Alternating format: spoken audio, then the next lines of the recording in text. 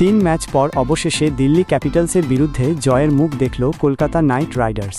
এই জয়ের ফলে প্লে অফের আশা এখনও জিয়ে রাখল নাইটরা। তবে সরাসরি প্লে অফে যেতে হলে কেকেআরকে তাদের বাকি সব ম্যাচেই জিততে হবে।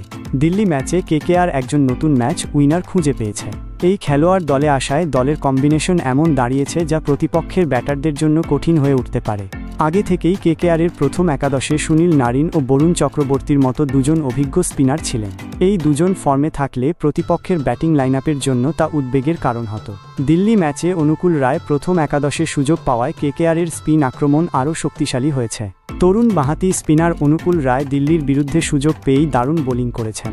তিনি 2 ওভারে মাত্র 27 রান দিয়ে একটি গুরুত্বপূর্ণ উইকেট তুলে নেন। তার অন্তর্ভুক্তিতে কেকেআরের বোলিং আক্রমণের ভারসাম্য আগের চেয়ে অনেক উন্নত হয়েছে। দিল্লির উইকেটে বাঁহাতি স্পিনারদের জন্য সুবিধা থাকায় অনুকূল রায়কে খেলানো হয়েছিল। এখন দেখার বিষয় হল রবিবার ইডেনে নিজেদের ঘরের মাঠে কেকেআর তাকে প্রথম একাদশে রাখে কিনা। তবে যেভাবে তিনি পারফর্ম করেছেন তাতে অনুকূল রায়ের খেলার সম্ভাবনাই বেশি।